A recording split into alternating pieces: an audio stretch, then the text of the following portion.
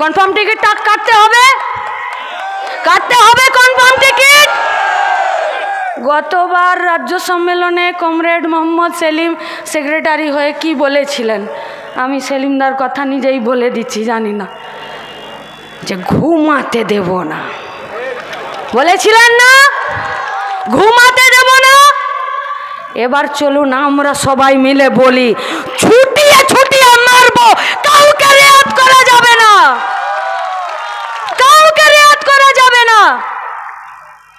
আমাদের কমরেডরা অকথ্য অত্যাচারের মাঝখানে লড়াই করছে, আমাদের কমরেডরা লাগামহীন আক্রমণের মুখে দাঁড়িয়ে লড়াই করছে।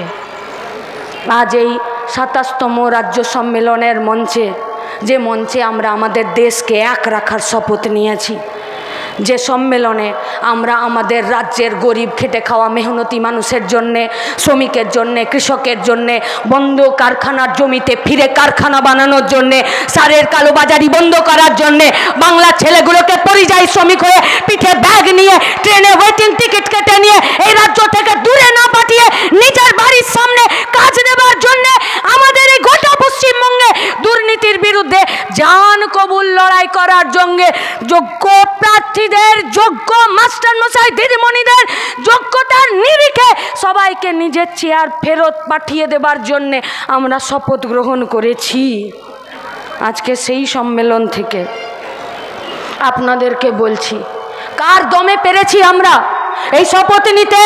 বলবেন কমরেড মোহাম্মদ সেলিম আমাদের পার্টির পুনরায় নির্বাচিত সম্পাদক মঞ্চে বসে আছেন, আমাদের এ রাজ্যের এগিয়ে থাকা রাস্তায় দাঁড়িয়ে থেকে লড়াই করা, কেস খাওয়া, জেল খাওয়া নেতারা, এই নেতারা মুখ দেখিয়ে নেতা হয়নি, রাস্তায় দাঁড়িয়ে থেকে বন্ধুর হাত, কমরেডদের হাত শক্ত করে ধরে থেকে নেতা হয়েছে।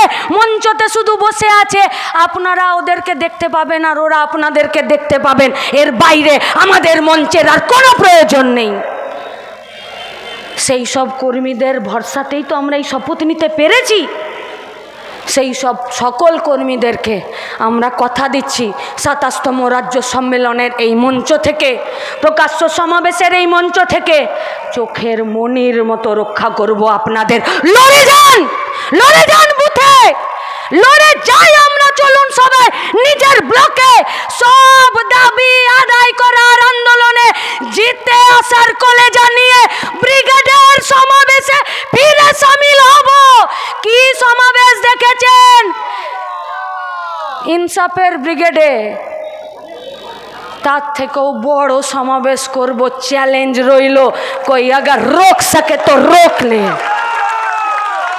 আর সেই সব কর্মীদের উপরে অকথ্য অত্যাচার, আনিস খানের মরার পরে, খুন হয়ে যাবার পরে এসপি অফিস, হাওড়ার গ্রামীণ এসপি অফিসে যখন আমরা তার খুনের বিরুদ্ধে বিচার চাইতে গেলাম, ওরা আমাদেরকে মারলো, ধরলো, অ্যারেস্ট করলো, অকথ্য ভাষায় গালিগালাজ করলো।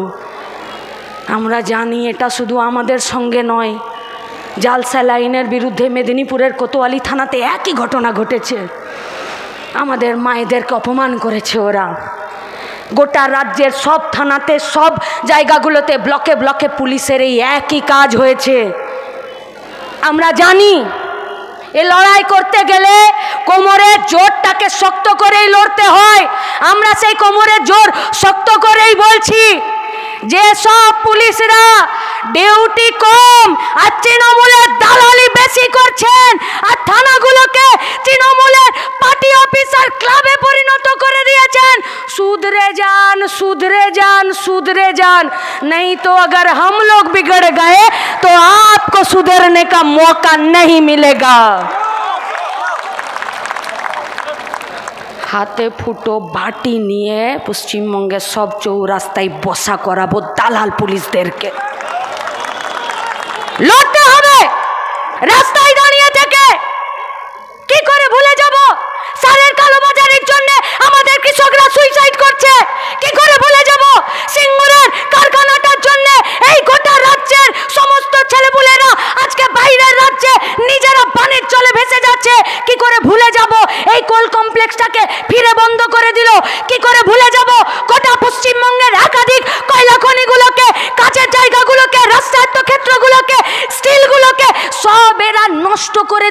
नष्ट करे दिच्छे।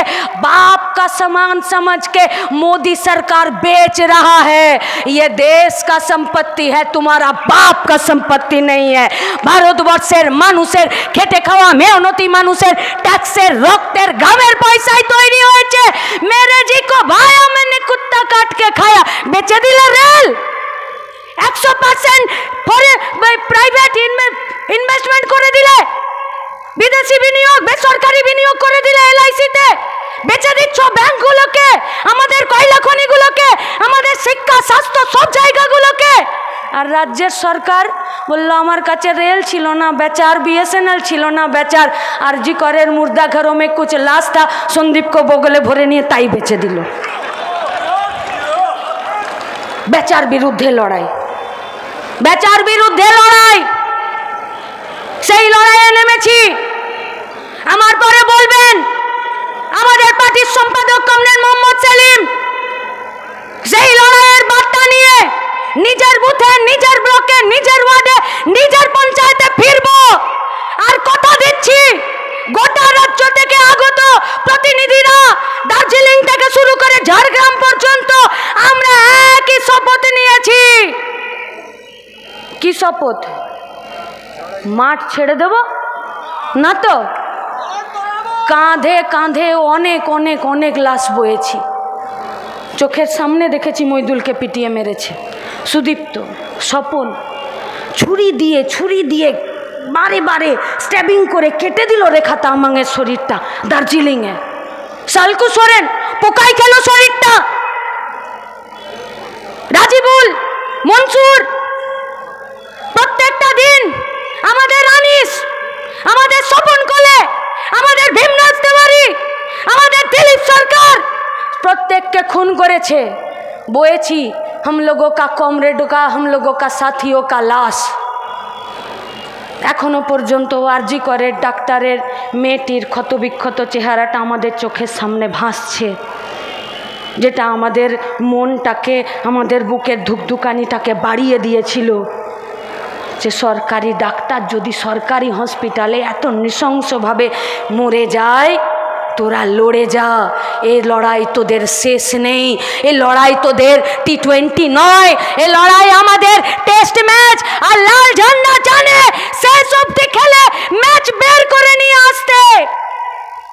আমরা আমাদের কমরেডদের সাথীদের লাশ যত বয়েছি এক কাঁধে, दूसरे कांधों पर हम लोग लाल झंडा पकड़े हैं।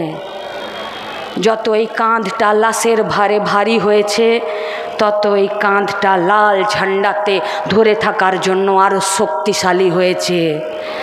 আমাদের কমরেডদের লাশ কাটা ঘর থেকে বের করে নিয়ে আসা, আমাদের কমরেডদের কাঁচা রক্ত মাংসের গন্ধ নাকে লেগে আছে। শান্তি পাবো না যতদিন না পর্যন্ত ধর্মের নামে, ভাষার নামে, লিঙ্গের নামে, জাতির নামে ওরা প্রতিটা দিন আমাদেরকে ভাগ করার চেষ্টা করবে আর আমাদেরকে খুন করবে, আমাদের বিরুদ্ধে মিথ্যে মামলা দেবে। আমরাও জানি অক্লান্ত পরিশ্রম করে মাঠে দাঁড়িয়ে থেকে সেই লড়াইটাকে লড়তে।